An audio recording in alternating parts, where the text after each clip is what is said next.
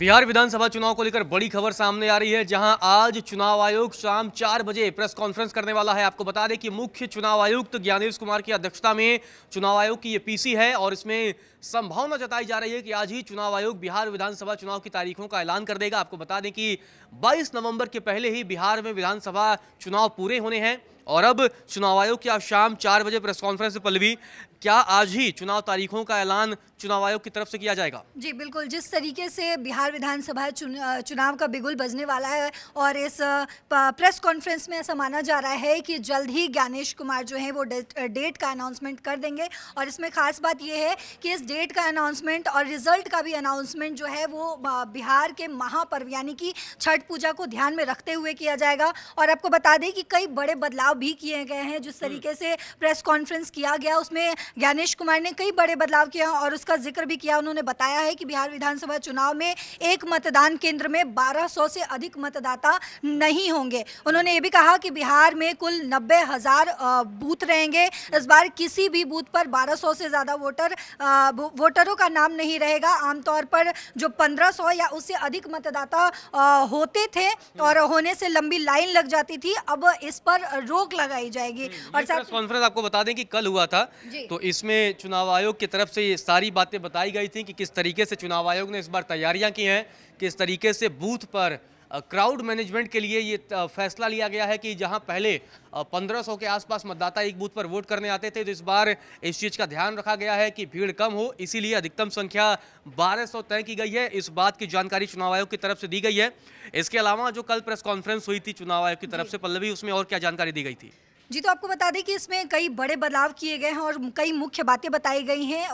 वो सारी बातें आपको बताते हैं। पहली बात जो कही गई है वो ये कि सभी पोलिंग स्टेशनों पर 100% वेबकास्टिंग होगी, यानी कि पूरा वोटिंग प्रोसेस जो है लाइव स्ट्रीमिंग से मॉनिटर होगा। पारदर्शिता इससे बढ़ेगी, ये उम्मीद जताई जा रही है रजत। इसके अलावा कहा गया है कि ईवीएम पर उम्मीदवारों की रंगीन फोटो लगेगी ताकि वोटर जो है वो आसानी से पहचाने जा सके।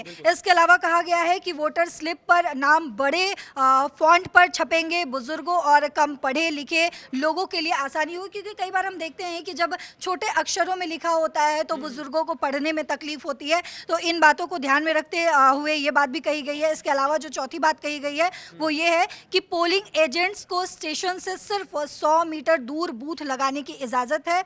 इससे पार्टियों के वोटरों से जुड़ना आसान हो जाएगा कि यानी कि 100 मीटर की दूरी पर जो है वो बूथ लगाए जाएंगे। इसके अलावा भी कई बातें कही गई है, वो भी बता दूं। इसके अलावा कहा गया है कि ईसीआई नेट ऐप को फुल यूज़ करें। ये एक स्पॉट सॉल्यूशन है जिसमें सब कुछ ऑनलाइन चेक हो सकेगा।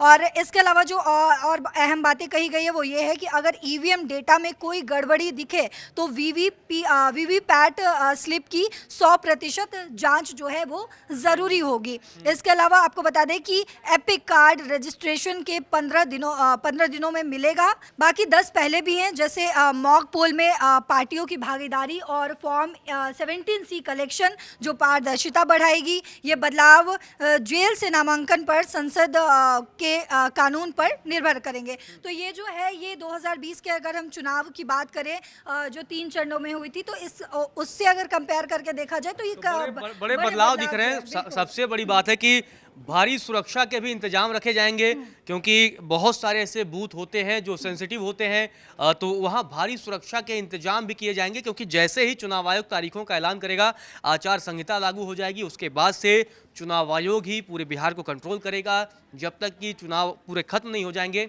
और खास बात पल्लवी ये है कि एसआईआर के बाद ये पहला चुनाव है। एसआईआर को लेकर बड़ा घमासान मचा, क्योंकि जब फाइनल लिस्ट आई तो उसमें लगभग 65 लाख लोगों के नाम कटे।